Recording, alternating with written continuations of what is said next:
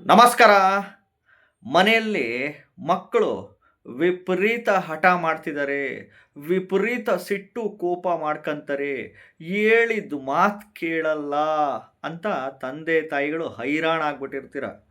ಅದಕ್ಕೋಸ್ಕರ ಈ ಒಂದು ಪರಿಹಾರ ಹೇಳ್ತಿದ್ದೀನಿ. ಮಾಡಿ ನೋಡಿ. ಒಂದು ನಿಮಿಷದಲ್ಲೇ, ಕೇವಲ ಒಂದು ನಿಮಿಷದಲ್ಲೇ ತಣ್ಣಗಾಗ್ಬಿಡ್ತಾರೆ ಮಕ್ಕಳು. ಕೇವಲ ಒಂದೇ ಒಂದು ನಿಮಿಷದಲ್ಲಿ ಸಿಟ್ಟು, ಕೋಪ, ಹಠ ತಣ್ಣಗಾಗ್ಬಿಡುತ್ತೆ. ಹೇಳಿದ ಮಾತು ಕೇಳೇ ಕೇಳ್ತಾರೆ ನಿಮ್ಮ ಮಾತು. ಖಂಡಿತವಾಗ್ಲೂ. ಯಾವುದದು ಪರಿಹಾರ ಅಂತ ಹೇಳ್ತೀನಿ. ವಿಡಿಯೋನ ಪೂರ್ತಿ ನೋಡಿ. ಮೊದಲು ಹೊಸದಾಗಿ ವಿಡಿಯೋ ನೋಡ್ತಾ ಇದ್ದವರು, ಮೊದಲನೇ ಬಾರಿ ವಿಡಿಯೋ ನೋಡ್ತಾ ಇದ್ದವರು ಚಾನಲ್ ಸಬ್ಸ್ಕ್ರೈಬ್ ಮಾಡ್ಕೊಳ್ಳಿ.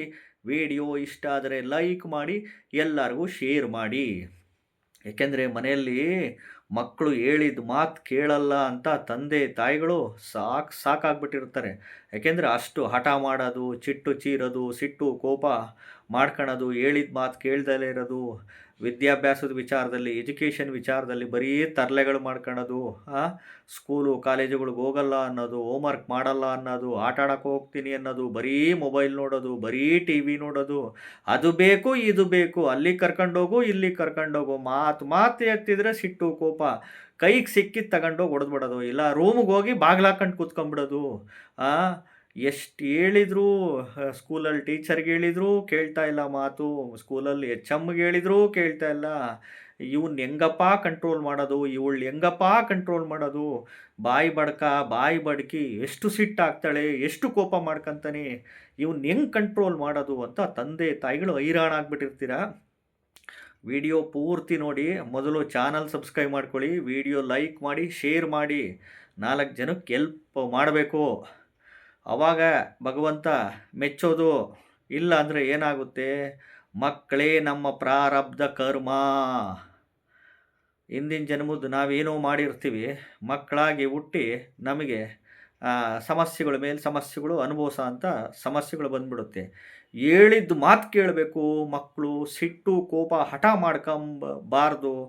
ಒಂದು ನಿಮಿಷದಲ್ಲಿ ತಣ್ಣಗಾಗಬೇಕಪ್ಪ ಅಂತಂದರೆ ನೋಡಿ, ಈ ಗಣೇಶ ರುದ್ರಾಕ್ಷಿ ಅಂತ ಸಿಗುತ್ತೆ. ನೇಪಾಳ್ ಗಣೇಶ ರುದ್ರಾಕ್ಷಿ, ನೇಪಾಳ್ ಗಣೇಶ ರುದ್ರಾಕ್ಷಿ. ಆ ರುದ್ರಾಕ್ಷಿ ಇರುತ್ತೆ.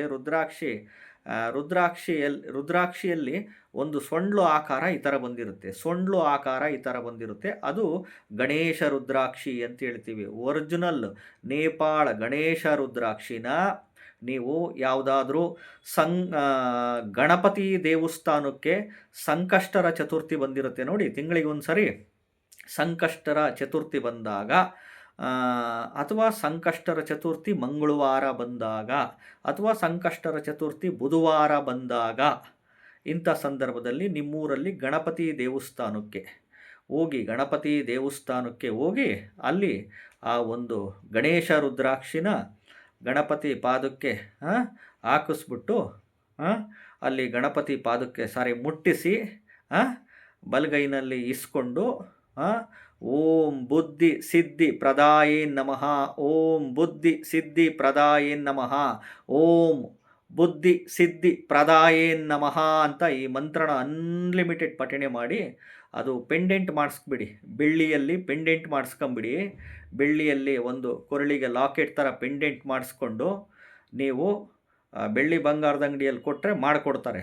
ಮಾಡಿಕೊಂಡು ಅದನ್ನು ನೀವು ಕಪ್ಪು ದಾರದಲ್ಲನ್ನು ಹಾಕಿ, ಕೆಂಪು ದಾರದಲ್ಲನ್ನು ಹಾಕಿ, ಕಾಶಿ ದಾರ ಶಿವದಾರದಲ್ಲನ್ನು ಹಾಕಿ, ಬೆಳ್ಳಿ ಚೈನಲ್ಲನ್ನು ಹಾಕಿ, ಬಂಗಾರು ಚೈನಲ್ಲನ್ನು ಹಾಕಿ, ಇದನ್ನು ಸಂಕಷ್ಟರ ಚತುರ್ಥಿ ದಿನ ಬಂದಾಗ ಗಣಪತಿ ದೇವಸ್ಥಾನಕ್ಕೆ, ಅದರಲ್ಲೂ ಸಂಕಷ್ಟರ ಚತುರ್ಥಿ ಮಂಗಳವಾರ ಅಥವಾ ಬುಧವಾರ ಬಿದ್ದಾಗ ಈ ಪ್ರಕ್ರಿಯೆಗಳು ತಂದೆ ತಾಯಿ ಮಕ್ಕಳು ಕರ್ಕೊಂಡೋಗಿ ಮಾಡಿಸಿ, ಮತ್ತು ಆ ಮಕ್ಕಳ ಕೈನಲ್ಲಿ ಆ ರುದ್ರಾಕ್ಷಿನ ಕೈನಲ್ಲಿ ಬಲಗೈನಲ್ಲಿ ಇಡಿಸ್ಕೊಂಡು, ಓಂ ಬುದ್ಧಿ ಸಿದ್ಧಿ ಪ್ರದಾಯೇ ನಮಃ, ಓಂ ಬುದ್ಧಿ ಸಿದ್ಧಿ ಪ್ರದಾಯೇ ನಮಃ ಅಂತ ಈ ಮಂತ್ರನ ಅನ್ಲಿಮಿಟೆಡ್ ಪಠಣೆ ಮಾಡಿಸಿ ಕೊರಳಿಗೆ ಹಾಕ್ಸಿ.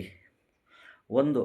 ಎರಡನೇದು, ಇನ್ನೂ ಜಾಸ್ತಿ ಮಾಡಿದ್ರಪ್ಪ ಅಂತಂದರೆ ಇದಕ್ಕೆ 1 ನಿಮಿಷದಲ್ಲಿ ತಣ್ಣಗಾಗ್ಬಿಡ್ತಾರೆ ಅವರು.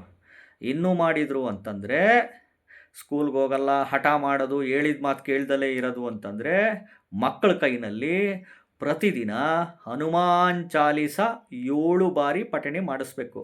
ಮಕ್ಕಳ ಕೈನಲ್ಲೇ ಪಠಣೆ ಮಾಡಿಸ್ಬೇಕು. ಯೂಟ್ಯೂಬಲ್ಲಿ ಹಾಕೊಂಡು ಪ್ಲೇ ಮಾಡಿಸೋದಲ್ಲ. ಮಕ್ಕಳು ಹನುಮಾನ್ ಚಾಲೀಸ್ನ 7 ಬಾರಿ ಪಠಣೆ ಮಾಡಬೇಕು. ಅಟ್ಲೀಸ್ಟು ಪ್ರತಿದಿನ 7 ಬಾರಿ ಮಾಡಬೇಕು. ಇಲ್ಲ ಅಂದರೆ ವಾರದಲ್ಲಿ 2 ದಿನ, ಮಂಗಳವಾರದ ದಿನ ಅಥವಾ ಶನಿವಾರದಂದು ಮಾಡಬೇಕು. ಮಕ್ಕಳು ಮಾಡಲ್ಲ ಗುರುಗಳೇ, ಏನು ಮಾಡಬೇಕು ಅಂದರೆ ನೀವೇ ಮಾಡಿರಿ. ಮತ್ತು ಇನ್ನೇನು ಮಾಡ್ತೀರಾ ತಂದೆ ತಾಯಿಗಳು? ತಂದೆನೋ ಅಥವಾ ತಾಯಿನೋ ಆಂಜನೇಯ ಸ್ವಾಮಿ ದೇವಸ್ಥಾನದಲ್ಲಿ ಹೋಗಿ ಅಥವಾ ಮನೆಯಲ್ಲೇ ಹನುಮಾನ್ ಚಾಲೀಸ ಬುಕ್ ಸಿಗುತ್ತೆ.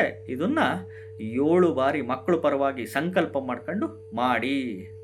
ಹೊಸದಾಗಿ ವಿಡಿಯೋ ನೋಡ್ತಾ ಇದ್ದವರು, ಮೊದಲನೇ ಬಾರಿ ವಿಡಿಯೋ ನೋಡ್ತಾ ಇದ್ದವರು ಚಾನಲ್ ಸಬ್ಸ್ಕ್ರೈಬ್ ಮಾಡ್ಕೊಳ್ಳಿ. ನಮಸ್ಕಾರ.